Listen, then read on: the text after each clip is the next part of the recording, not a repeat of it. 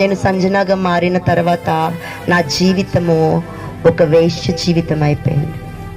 రోడ్ల మీద అనేక మంది మగవాళ్ళతో పాపము చేస్తూ, ఘోరమైన పాపము చేస్తూ మరి నా జీవితాన్ని కొనసాగించాల్సి వచ్చింది. నా తమ్ముడు నన్ను వెతుక్కుంటూ వచ్చాడు. నన్ను చూసి కృంగిపోయాడు, బాధపడ్డాడు, ఏడ్చాడు.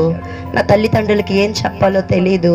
నా ఫోన్ స్విచ్ ఆఫ్ చేసేసాను, వారికి దూరంగా ఉన్నాను. కానీ నా తోడబుట్టిన వాడి ప్రేమ నన్ను విడిచిపెట్టకుండా వెతుక్కుంటూ వచ్చింది.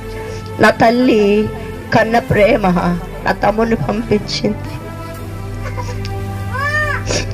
ఆ విధంగా నా తమ్ముడు ఎంతగానో కృంగిపోయి బాధపడి నన్ను ఎక్కడ ఒక్క మాట కూడా మాట్లాడలేదు. నువ్వు ఎక్కడున్నా సంతోషంగా ఉంటే చాలు, ఇప్పుడు దాకా నాన్న చేతులు ఎన్నో కష్టాలు పడ్డావు, ఇప్పుడు నువ్వు సంతోషంగా ఉన్నావా అని అడిగి ఓదార్చి, నేను సంపాదించిన డబ్బులలో వాడిని అన్నం తినమంటే ఒక్క రూపాయి కూడా తీసుకోకుండా తినకుండా వెళ్ళిపోయాడు.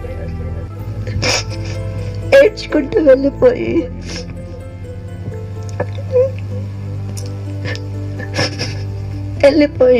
నా తల్లిదండ్రులకి నన్ను ఎలా కలపాలో ఆలోచిస్తున్నాడు. మా అన్న ఇలా అయిపోయాడే, అక్కగా మారిపోయాడే, మరి నా జీవితం ఏంటి?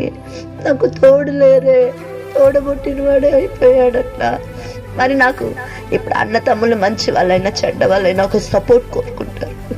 ఒంటరి వాడిని అయిపోయాను అని వాడు ఎన్నో రోజులు నేర్చుకున్నాడు.